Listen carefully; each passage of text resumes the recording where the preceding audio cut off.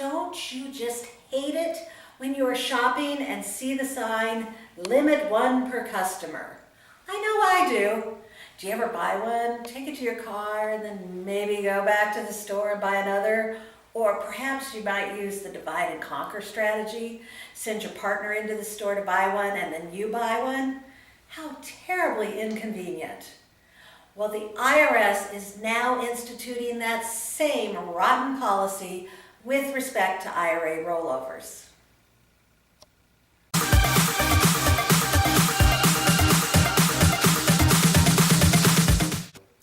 As we get older, we accumulate stuff.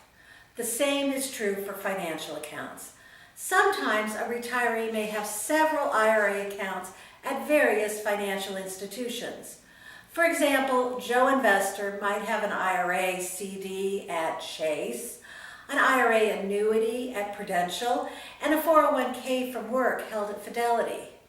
So, what would happen if he changed his financial advisor and say he wanted to consolidate and transfer his accounts to a new IRA at TD Ameritrade?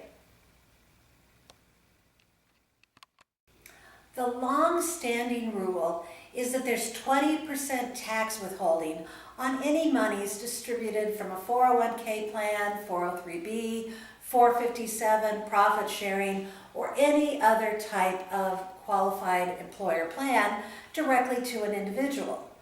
Because of that rule, it's become a common practice to perform what's called a trustee-to-trustee transfer of these funds. In this particular instance, Joe would direct Fidelity to write a check to TD Ameritrade for his benefit. The funds would go directly into the new TD Ameritrade account. For IRAs, since there is no withholding requirement, in the past, Joe might ask both Chase and MetLife to write him a check, which he would then deposit in his personal bank account. He would have then 60 days to roll those funds into the new IRA to avoid paying tax on that distribution. Historically, this 60-day rollover, which it is called, was fraught with problems. Now, due to a recent tax court decision, it's even more dangerous. The courts have determined that the one rollover per year applied to only one account per taxpayer, not one rollover per account. Under the new interpretation, Joe could do a 60-day rollover from either the Chase IRA or Prudential, but not both. On a prospective basis, what should be done?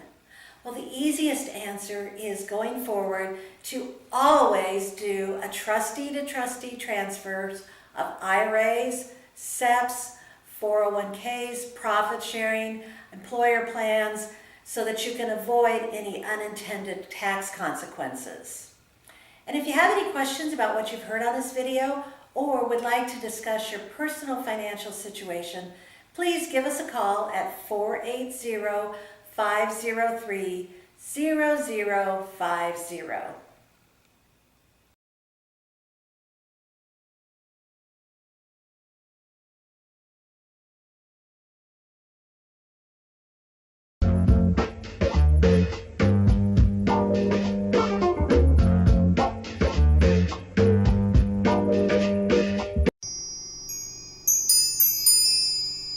This has been a Loki production.